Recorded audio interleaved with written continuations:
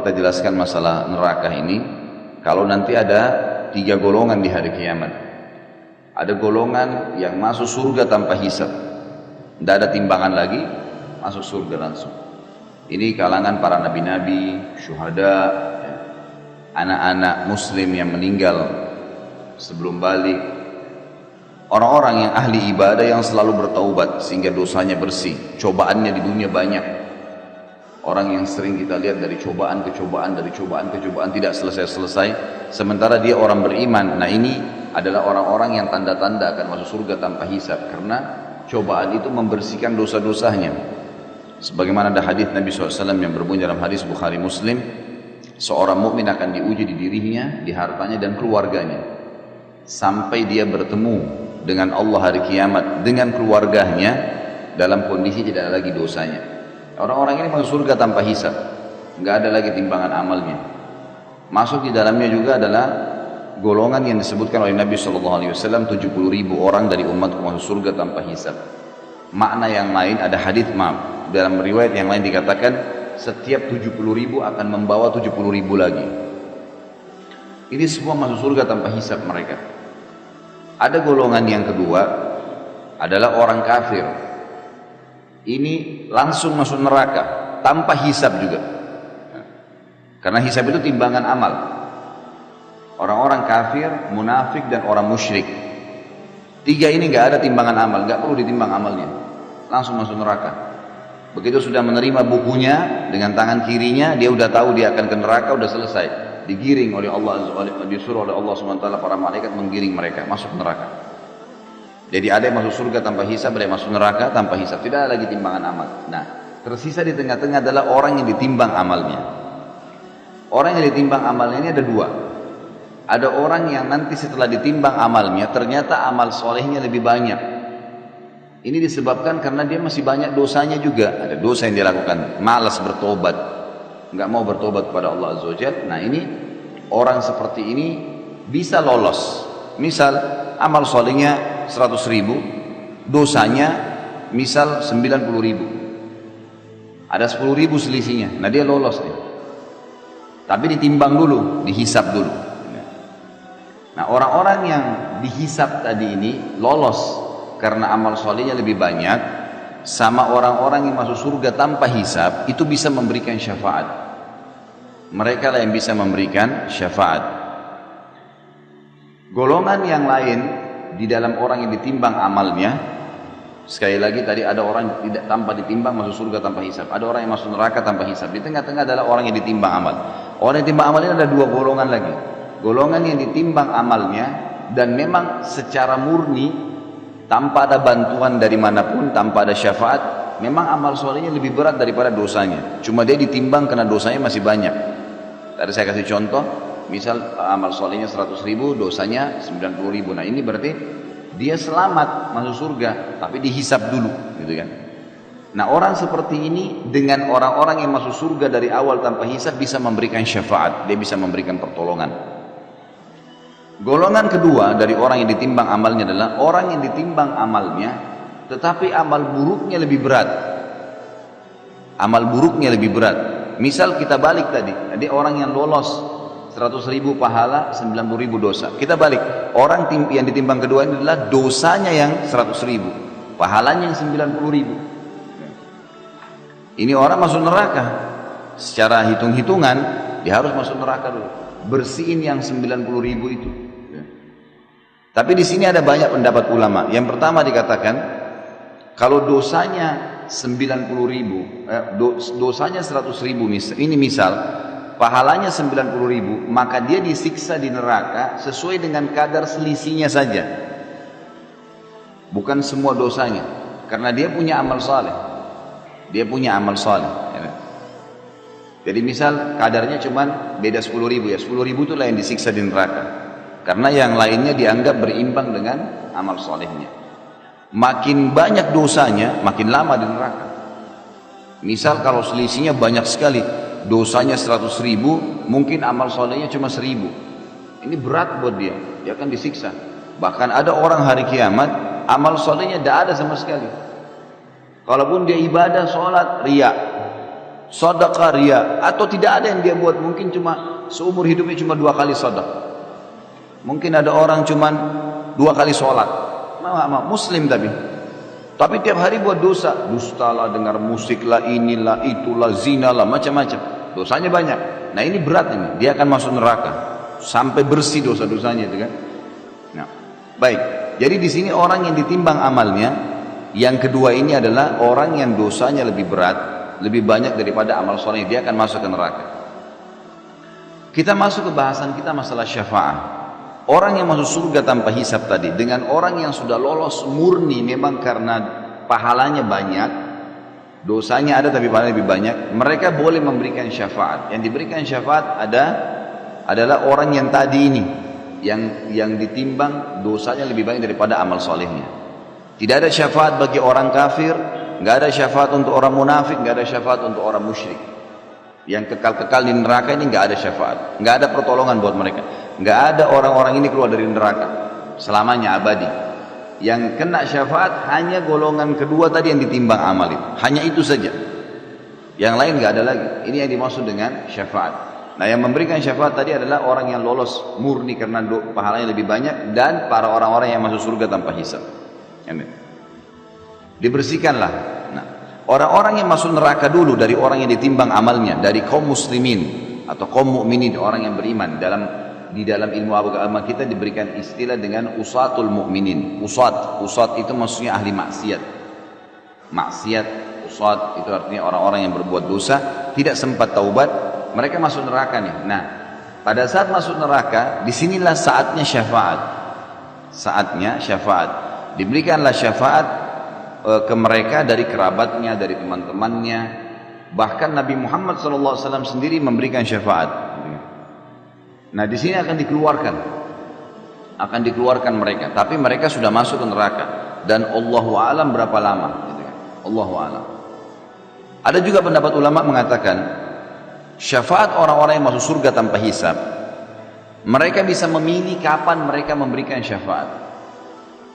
Mereka bisa memilih kapan memberikan syafaat. Misal sebelum masuk surga pun Nabi Muhammad SAW dan para nabi-nabi bisa memberikan syafaat sebelum masuk surga. Jadi masih selesai timbangan amal, orang-orang masih pada lewat di atas sirat, itu sudah ada syafaat-syafaat mereka. Ada orang-orang yang dapat syafaat. Contoh misal, ada orang dosanya 100.000, tadi pahalanya 90.000, selisihnya kan 10.000 ya. Nah dia mendapatkan syafaat nih. Syafaat nabi-nabi, syafaat Nabi Muhammad SAW misalnya, syafaat seorang keluarganya yang mati syahid. Maka dosanya dibersihkan. Dosanya dibersihkan. Mereka lolos. Karena diberikan syafaat oleh orang-orang yang masuk surga tanpa hisab. Ada juga orang yang dapat syafaat tapi bukan dari golongan yang masuk surga tanpa hisab, cuman dari kerabatnya yang lolos tadi timbangan amal tapi sedikit. Misal tadi masih ingat saya bilang kalau ada orang yang murni pahalanya 100.000, dosanya 90.000, kan dia lolos masuk surga ya. Dia punya selisih 10.000 kan. Nah dia diberikan kesempatan oleh Allah untuk memberikan syafaat. Dia diberikan kesempatan oleh Allah Azza wa Jalla untuk memberikan syafaat sesuai dengan kadar pahala dia yang lebih saja. Jadi ada orang yang memberikan syafaat tanpa hisab, itu terutama nabi-nabi, mereka bisa berikan syafaat kapan saja, sebelum masuk surga pun ya. Ada orang-orang jadi diselamatin tuh orang-orang. Sebelum masuk surga, sebelum masuk neraka sudah diselamatin. Ada orang-orang enggak, mereka masuk neraka dulu lalu ditolong. Nah yang menolong mereka ini bisa para nabi-nabi juga, syafaat yang lainnya bisa sebelum masuk neraka atau sudah masuk neraka. Ada juga kerabat mereka yang lolos timbangan amal tapi kadar selisihnya sedikit. Misal antara pahalanya 100.000, dosanya 90.000. Nah ini selisihnya sedikit 10.000, dia cuma bisa menolong 10.000 itu saja. Misal ada kerabatnya ternyata butuh 9.000 pahala, dikasihlah sama dia, bukan dikasih dari pahala dia ya, kadar itu bisa dipakai. Dia bantulah, misalnya ibunya kurang 9.000 dikasih sama dia, sisa 1.000 dia kasih kepada adiknya misalnya, tapi adiknya ini punya dosa 5.000, dia dibantu 1.000, berarti kan belum bisa masuk ke neraka nanti si adik, tapi cuma kadar 4.000 disiksa. Ada begitu, itu namanya semua itu bentuk-bentuk syafaat ya. Pertolongan-pertolongan yang akan membantu. Tetapi ini semua tentu targetnya apa? Kita jangan jadikan sebagai target Bapak Ibu sekalian. Karena pertolongan itu bisa dapat, bisa enggak. Iya, kalau misalnya anak kita misalnya nunjuk kita atau saudara kita nunjuk kita, mungkin dia tunjuk orang lain. Pada saat itu orang sudah beda keadaannya, gitu kan? Orang akan memikirkan terserah dia mau selamatin siapa, nah, itu masalah. Gitu kan? Makanya orang yang mati syahid memberikan syafaat 70 orang yang dia kenal itu bebas, kerabatnya kah, temannya kah. Sampai para sahabat kalau mereka berperang, sebelum masuk di kancah peperangan mereka saling berwasiat, nanti kalau saya mati duluan syahid, Allah mudahin saya akan berikan kau syafaatku. Temannya bilang, kalau saya mati syahid saya juga akan berikan kepada kamu. Jadi mereka sudah janjian sebelum meninggal dunia, sampai seperti itu, karena mereka yakinnya tentang keadaan pada hari kiamat nanti. Ini makna tafsir dari surah Taha 109. Karena dikatakan di sini, pada hari itu tidak berguna syafaat kecuali syafaat orang yang Allah Maha Pemurah telah memberi izin kepadanya. Diberi izin karena dia lolos memang tanpa hisab, atau dia memang dasarnya lolos karena amal solehnya lebih banyak.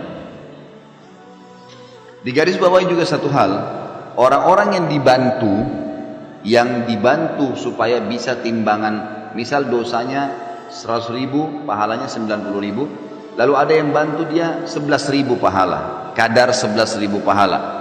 Jadi akhirnya pahalanya lebih banyak sekarang, 90.000 sementara dosanya 89.000, kan gitu.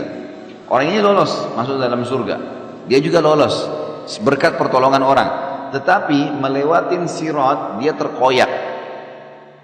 Karena di sirat itu nanti kita pelajari di akhir-akhir bab kita nanti dalam neraka ini, itu di sirat nanti jalan yang gelap, licin, gitu kan, besar, dan di bawahnya itu di bawahnya sirat itu neraka.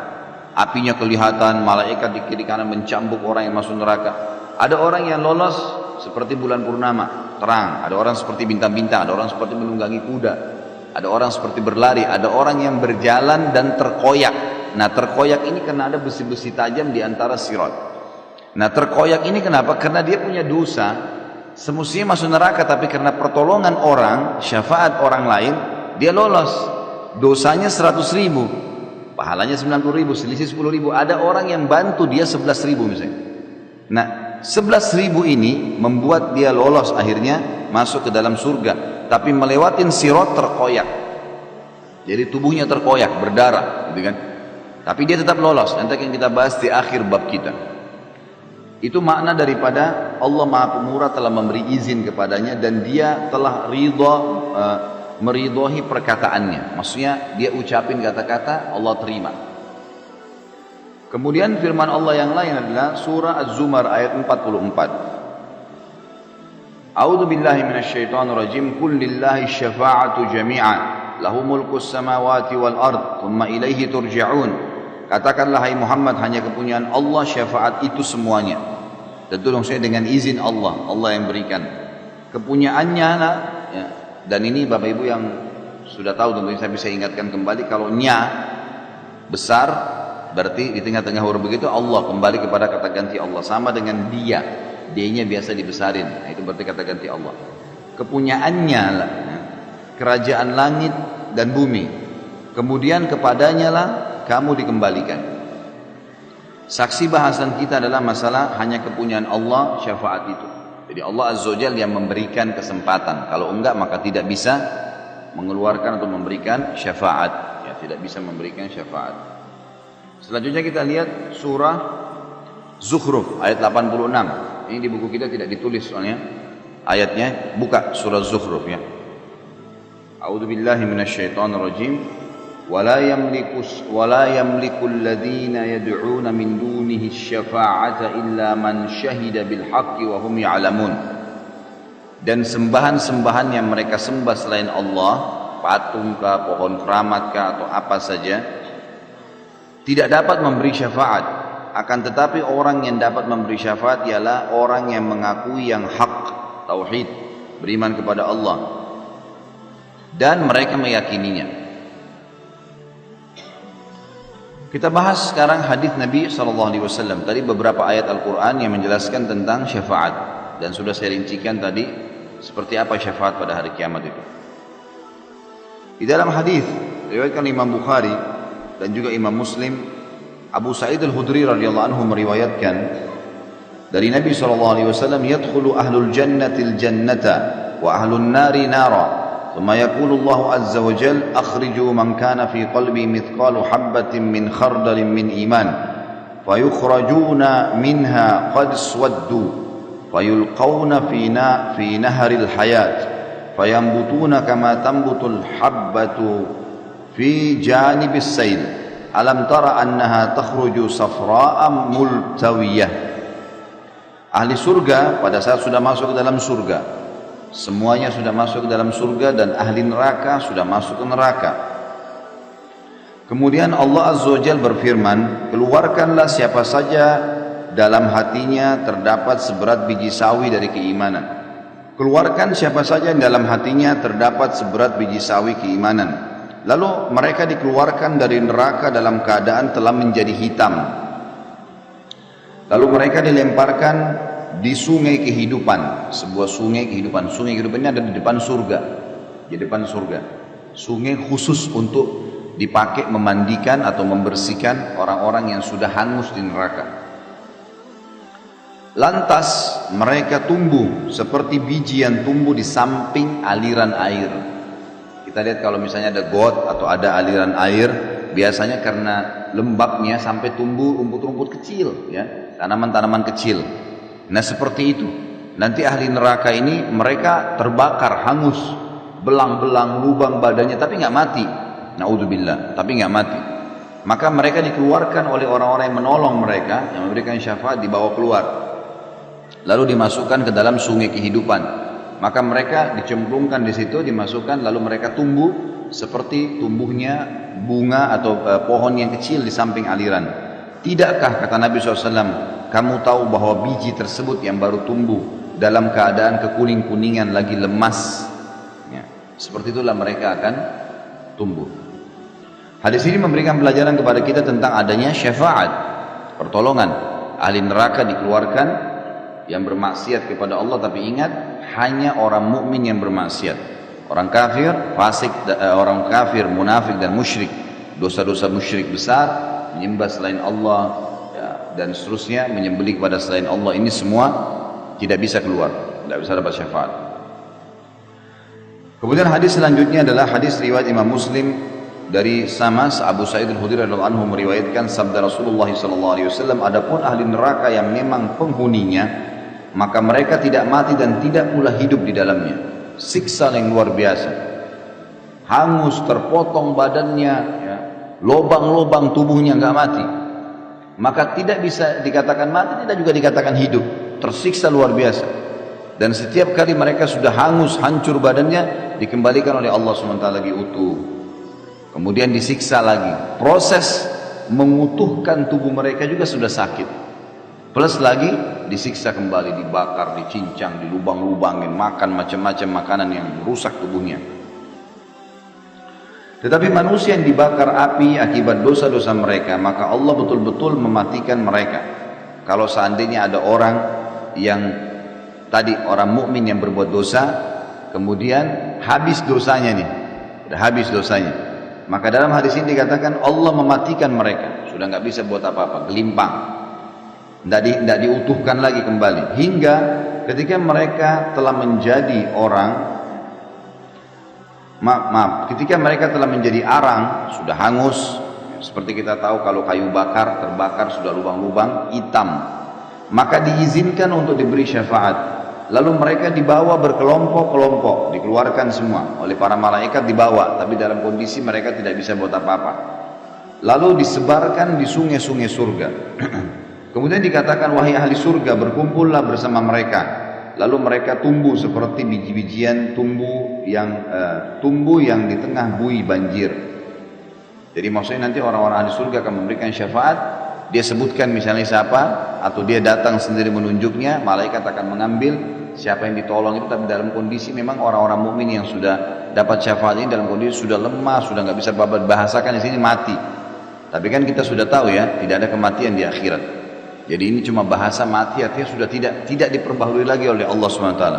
Karena ahli neraka masih punya dosa, apalagi orang kafir, naudzubillah, terus rusak diperbaikin, disiksa lagi, rusak diperbaikin, begitu tidak ada batasnya, kekal selamanya. Maka orang-orang ini akan dikeluarkan oleh para malaikat lalu dibawa ke sungai. Lalu dikatakan sungai di depan surga, lalu dikatakan kepada penghuni surga, kumpullah. Maksudnya kumpul di sini ada hadisnya nanti menjelaskan, orang-orang ahli surga memercik-mercikkan mereka dengan air itu di sungai kehidupan tadi, dipercik-percikan dengan air sehingga mereka ya jadi seperti kayu yang sudah terbakar seperti arang lalu disiram terus ya sampai mereka tumbuh seperti tumbuhnya tanaman atau biji yang ada di antara buih air. Jadi mereka tumbuh di dalam sungai itu. Hadis selanjutnya, hadis yang diriwayatkan oleh Imam Ahmad dan ini disebutkan sahih sesuai dengan syarat Imam Muslim. Abu Sa'id Al-Khudri juga radhiyallahu anhu menuturkan bahwasanya Rasulullah SAW bersabda, "Sayakhruju nasun minan nari qad ihtaraku wa kanu mithlal humam, thumma la yazalu ahlul jannati yarushuna 'alaihim al-ma' hatta yanbutuna nabatal gutha'i fis sail." Orang-orang akan dikeluarkan dari neraka dalam keadaan telah terbakar dan mereka sudah seperti arang. Arang kita tahu sudah hitam, bolong-bolong gitu kan. Kemudian ahli surga terus menerus menciprakan air pada mereka hingga mereka tumbuh seperti tumbuhan yang lemah di aliran air. Di sini maksudnya tentu hadis Rasulullah tidak bisa dibaca satu-satu ya. Ini saling menguatkan. Artinya kalau kita tarik dari 3 hadis ini, ahli surga akan berikan syafaat dulu. Saya mau tolong si fulan, saya mau tolong si fulana, misal. Allah izinkan dia, maka diambillah orang tersebut. Baik dia tunjuk, dia jemput, dia tanya, sampaikan, maka malaikat mengambil, lalu dikeluarkan, dicemplungin di sungai kehidupan tadi di depan surga. Nah, ada riwayat tadi yang pertama dikatakan begitu mereka ditaruh, mereka tumbuh seperti tanaman yang lemas di pinggiran saluran air. Riwayat yang kedua dan yang ketiga menjelaskan ahli surga memercikkan mereka dengan air tersebut. Jadi terus disiramin sampai mereka tumbuh utuh menjadi manusia yang utuh. Jadi seperti warna kekuning-kuningan tadi kata Nabi SAW, seperti pohon yang baru tumbuh, warnanya indah tapi masih lemas ya, dalam kondisi memang lemas. Hadis selanjutnya, hadis diriwayatkan, hadis ini disahihkan oleh Syekh Albani dalam silsilah hadis sahihah. Abu Sa'id Al-Khudri radhiyallahu anhu meriwayatkan sabda Rasulullah SAW, "Inna Allah azza wa jal yukhriju qauman minan nari ba'da ma la yabqa minhum fiha illa al-wujuh wa yudkhiluhumullahu al-jannah." Sesungguhnya Allah azza wa jalla akan mengeluarkan satu kaum dari neraka setelah tidak tersisa dari mereka di dalamnya kecuali wajahnya. Hancur semuanya, wajahnya yang masih ada terlihat. Lalu dia memasukkan mereka ke dalam surga. Maksudnya Allah SWT masukkan mereka ke dalam surga. Tapi sama, hadis ini sama dihubungkan dengan hadis sebelumnya. Sebelum masuk surga, tidak dibiarkan dalam kondisi parah seperti itu, dicemplungin di sungai kehidupan tadi, lalu kemudian mereka utuh menjadi manusia kembali, baru dimasukkan ke dalam surga. Tapi saksi bahasan kita, Allah mengeluarkan orang-orang dari neraka.